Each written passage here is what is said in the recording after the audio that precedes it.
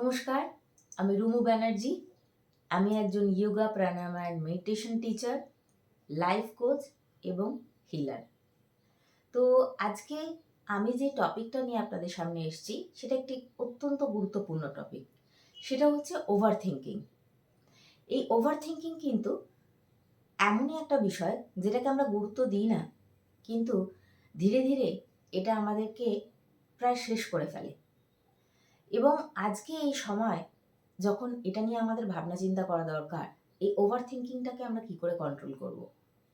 এক্ষেত্রে বলে রাখি, থিঙ্কিংয়ের কয়েকটা ভাগ আছে। যেরকম ধরুন, একটা ভাবনা, সেটাকে আমরা বলি ডিপ থিঙ্কিং। আরেকটা ভাবনা, যেটাকে আমরা বলি নেগেটিভ থিঙ্কিং। আরেকটা ভাবনা, যেই ভাবনাটাকে আমরা বলি পজিটিভ থিঙ্কিং। আর সর্বশেষ আসছে ওভার থিঙ্কিং। এবার বলি ডিপ থিঙ্কিং কি। ডিপ থিঙ্কিং হচ্ছে, ধরুন আপনি একটা কোনো প্রজেক্টের ওপরে কাজ করবেন, আপনি সেটা নিয়ে প্ল্যানিং করছেন, প্রোগ্রামিং করছেন, তার ব্লুপ্রিন্ট করছেন। বা ধরুন আপনার বাড়িতে কেউ আসবে, কোনো অতিথি হয়তো দেখা যাচ্ছে সামনের সপ্তাহে আসবে, তার জন্য আপনি একটা প্ল্যানিং প্রোগ্রামিং করবেন যে কি কি আমি রান্না করব, ঘরটাকে আমি কিভাবে গোছাবো, পরিষ্কার করব, তাদেরকে কি কি ফ্যাসিলিটিস দেব। যেরকম ধরুন আসার সঙ্গে সঙ্গে একটা শরবত, কিছু স্ন্যাক্স, এবং তারপর ডিনার বা লাঞ্চ হলে লাঞ্চ। এই ধরনের যে প্ল্যানিং প্রোগ্রামিং, সেটাকে আমরা ডিপ থিঙ্কিং বলি। সেক্ষেত্রে ঠিক আছে, কোনো অসুবিধা নেই। এরপর আসছে নেগেটিভ থিঙ্কিং। নেগেটিভ থিঙ্কিং কি?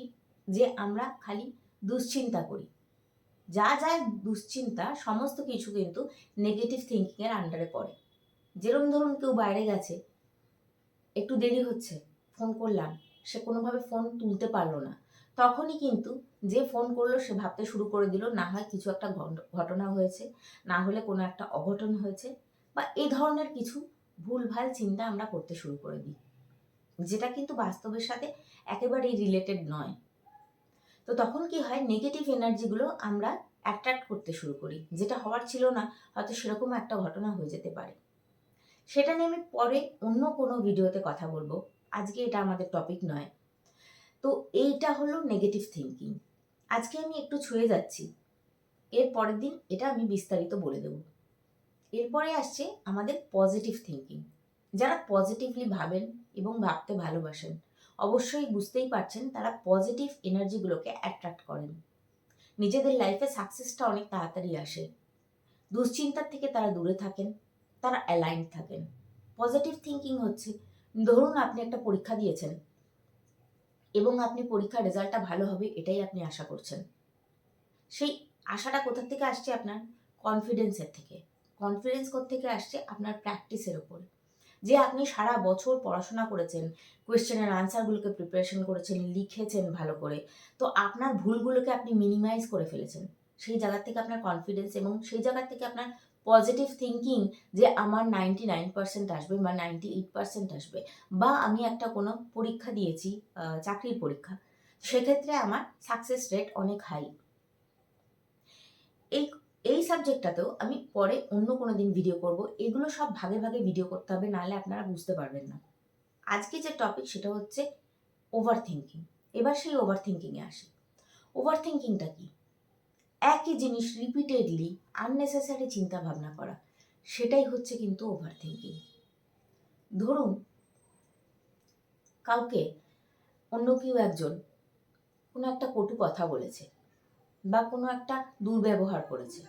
এবার সেই মানুষটি যার সাথে এই দুর্ব্যবহার করা হয়েছে, সে হয়তো মুখ চোরা এতটাই যে উত্তর দিতে পারেনি, তার খারাপ লেগেছে, বা ধরে নিলাম উত্তর দিয়েও দিয়েছে। তার পরবর্তীতে সে যখন বাড়ি ফিরে আসবে, সে যখনই মাত্র একা থাকবে বা কোনো কিছু কাজ করবে একা একা, সেই সময় তার মাথায় ওই একই জিনিস বারবার ঘুরতে শুরু করবে, যে আমার সাথে এরকম করেছে, এ আমাকে এরকম বলেছে, এ আমাকে এই অপমান করেছে। এই যে রিপিটেডলি একই জিনিস মাথার ভিতরে ঘোরা, এটাকেই আমরা ওভার থিঙ্কিং বলি।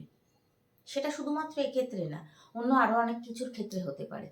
ধরুন আপনি একটা পরীক্ষা দেবেন, সেটা নিয়ে আপনি আগে থেকেই ভয় পেয়ে যাচ্ছেন যে কোশ্চেন পেপারটা আবার টাফ হবে না তো, কোশ্চেন পেপারটা কেমন হবে, আমার কমন পড়বে তো, আনকমন কোশ্চেন যদি আসে।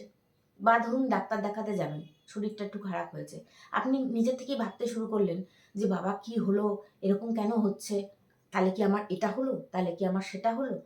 এই যে এই ধরনের আননেসেসারি চিন্তাভাবনা, এগুলো যেরকম নেগেটিভ, সেরকম বারবার একই চিন্তা আসাকে আমরা ওভার থিঙ্কিং বলি। এই ওভার থিঙ্কিং করতে করতে দেখবেন আপনার শরীরটা ড্রেনড লাগে, মন মেজাজ খারাপ হয়ে যায়, কিছুই ভালো লাগে না, মনে হয় না কাজে ইচ্ছা আছে, কোনো কিছু করি, একটা হেসে কথা বলতেও ইচ্ছা করে না। কারণ মাথার মধ্যে সারাক্ষণ ওই চিন্তাটা আপনার ব্রেনটাকে টোটাল অকুপাই করে রেখেছে। কিন্তু এখান থেকে তো মুক্তি পাওয়াটা খুব দরকার, কারণ তা না হলে আপনার যে পোটেনশিয়ালিটি, আমাদের প্রত্যেকটা মানুষের পোটেনশিয়ালিটি আছে, তা আপনারও তো আছে, আপনি সেটাকে দেখতেই পাচ্ছেন না, কারণ তার হচ্ছে আপনার যে ওভার থিঙ্কিং তার তলায় চাপা পড়ে গেছে। তো তার তলায় যদি চাপা পড়ে যায়, তাহলে আপনি যে আসল মানুষটা, সে বেরোবে কি করে? তাই জন্যই ওভার থিঙ্কিংকে আপনার একেবারে কন্ট্রোল করে করতে করতে করতে করতে জিরো করে ফেলতে হবে, যাতে আপনার পোটেনশিয়ালিটি 100% বেরিয়ে আসে। সেটা আপনি শুধু সংসারে ম্যানেজমেন্ট করুন, বা আপনি চাকরি করুন, বা আপনি টিউশন করুন, বা আপনি ব্যবসা করুন, যাই করুন না কেন, আপনি অভিনেতাও হতে পারেন, অথবা গায়িকাও হতে পারেন, অথবা নর্তকীও হতে পারেন, তাতে কিছু যায় আসে না। কিন্তু ওভার থিঙ্কিং যদি আপনার না থাকে, আপনার 100% পোটেনশিয়াল আপনার কাজের ক্ষেত্রে আপনি বার করে আনতে পারবেন। সেই জন্যই আজকে আমি কয়েকটা টিপস দিচ্ছি আপনাদের, যেই টিপসগুলো অতি অবশ্যই মেনে চলবেন আপনার ওভার থিঙ্কিংকে কন্ট্রোল করে একেবারে জিরো করে ফেলার জন্য। তবেই কিন্তু আপনি নিজেকে বার করে আনতে পারবেন। 1 নম্বর, আগে ভাবুন যেই কথাটা রিপিটেডলি আপনার মাথায় ঘুরছে, সেই কথাটা আপনার কোনো কমে লাগছে?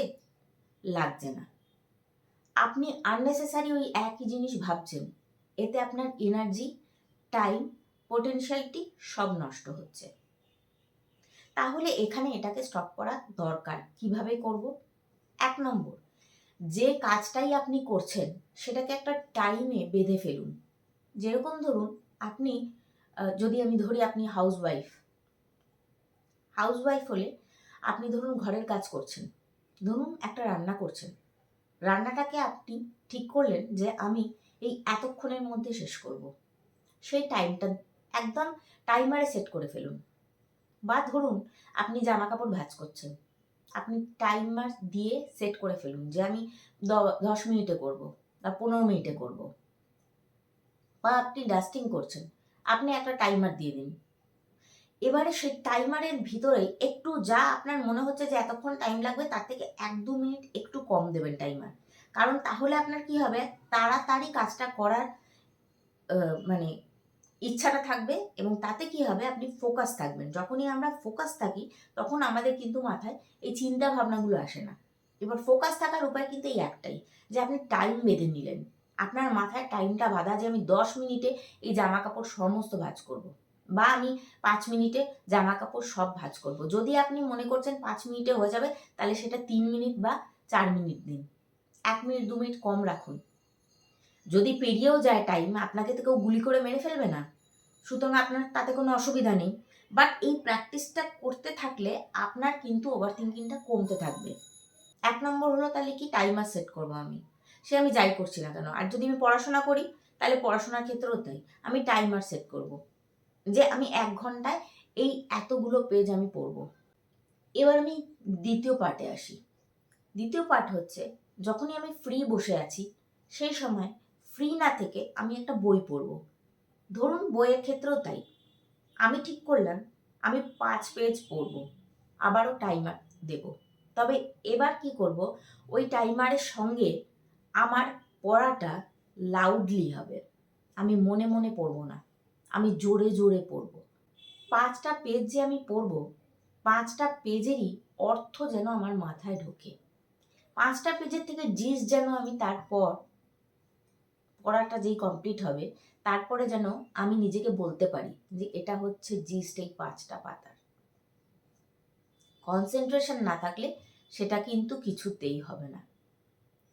তো কনসেন্ট্রেশনটাকে আনতে গেলে টাইমার লাগানোটা মাস্ট। কারণ যখনই আপনার মাথায় থাকবে টাইমার রান, বেরিয়ে যাচ্ছে, টাইম বেরিয়ে যাচ্ছে, রান আউট করছে, তখনই আমার কনসেন্ট্রেশনটা একেবারে একই জায়গায় এসে পড়বে। এবারে চলে আসি 3 নম্বর পয়েন্টে। 3 নম্বর পয়েন্ট হচ্ছে, যখন ফ্রি থাকবো সে সময় আমি এই প্র্যাকটিসটা করব। দুটো হাত এরকম নেব, একটা হাত এরকমই থাকবে, আরেকটা হাতকে ফোল্ড করব। এবার এই হাতটা খুলবো, আবার এই হাতটা ফোল্ড করব। এটা আমি প্রথমে আস্তে আস্তে করব, এই কারণ এতে আমার কনসেন্ট্রেশন লেভেলটা বাড়বে। অন্তত দিনে একটা টাইমে এটা প্র্যাকটিস করবার চেষ্টা করবেন, অতি অবশ্যই করবেন। যদি মনে করেন নিজের উন্নতি করবেন এবং ওভার থিঙ্কিং একেবারে জিরো করে ফেলবেন, প্রথমে এই ধীরে ধীরে আমি বাড়াবো স্পিড। আস্তে আস্তে স্পিড বাড়ছে, কারণ আমার ব্রেন এটাকে অ্যাডাপ্ট করছে। এরপর যখন এটা কিছুদিনের মধ্যে অ্যাডাপ্ট করে যাবে, তখন আবার অন্য কিছু করব। কিরকম?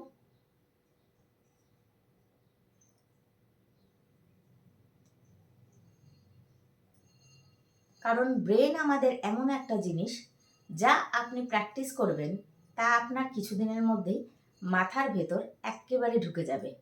এই জন্য এই ব্রেনটাকে কাজে লাগানোটা এখন খুব জরুরি। অনেক হয়েছে এর ওর কথা ভাবনা, ঠিক আছে? তো এইভাবে স্পিডে করতে হবে। যত আমরা এটা করব তত আমাদের ফোকাস বাড়বে। ফোকাস বাড়ানোর জন্য আরও অনেক পদ্ধতি আছে, সেগুলো আমি ধীরে ধীরে পরবর্তীতে নিয়ে আসব। এই ভিডিওটা এখন পর্যন্ত এখানেই শেষ করছি আমি। আবার একটা নতুন ভিডিওর সাথে আপনাদের সাথে দেখা হচ্ছে। ততক্ষণের জন্য টাটা, বাই বাই। ভালো লাগলে লাইক, শেয়ার আর সাবস্ক্রাইব করে দেবেন। নমস্কার।